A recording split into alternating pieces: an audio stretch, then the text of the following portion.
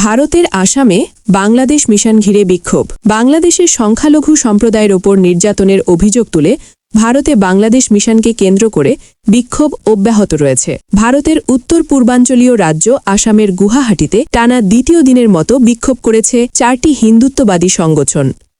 পূর্ব ঘোষিত কর্মসূচি অনুযায়ী শনিবার গুয়াহাটিতে বাংলাদেশের সহকারী হাই কমিশনের সামনে জড়ো হয় হিন্দু রাষ্ট্র দাবি সমিতি, হিন্দু যুব ছাত্র পরিষদ, আসাম রাষ্ট্রীয় হিন্দু ফ্রন্ট ও আসাম হিন্দু ঐক্য মঞ্চের নেতাকর্মীরা। প্রায় ৭৫ জন বিক্ষোভকারী বাংলাদেশে হিন্দু সম্প্রদায়ের ওপর নির্যাতনের অভিযোগ তুলে স্লোগান দেন এবং মিশনের উদ্দেশ্যে স্মারকলিপি প্রদান করেন। নিরাপত্তা পরিস্থিতি বিবেচনায় বিক্ষোভ শুরুর আগেই বাংলাদেশ মিশনের অনুরোধে অতিরিক্ত পুলিশ মোতায়েন করা হয়। বিক্ষোভকারীদের মিশন থেকে ১০০ মিটারের মধ্যে আটকে দেয় আইন শৃঙ্খলা রক্ষাকারী বাহিনী, ফলে কোনো অপ্রীতিকর ঘটনা ঘটেনি। এর আগে শুক্রবারও একই স্থানে ১.৫ ঘণ্টাব্যাপী বিক্ষোভ করেন সংগঠনগুলোর সমর্থকেরা।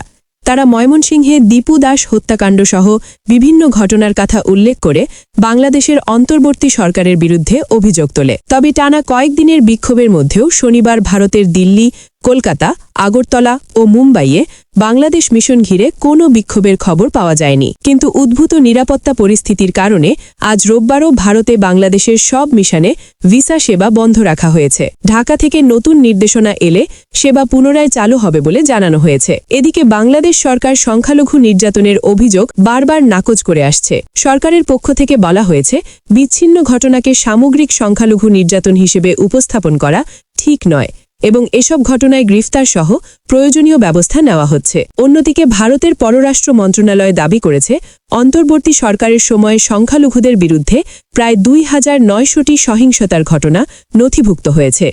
এই সংখ্যা নিয়ে বিস্ময় প্রকাশ করেছেন বাংলাদেশের একাধিক কূটনীতিক। তাদের প্রশ্ন, এত বড় সংখ্যার তথ্য হঠাৎ কোথা থেকে এলো আর আগে কেন তা উত্থাপন করা হয়নি? পরিস্থিতি এখনও সংবেদনশীল। কূটনৈতিক অঙ্গনে বাড়ছে উদ্বেগ আর সাধারণ মানুষের চোখ এখন দুই দেশের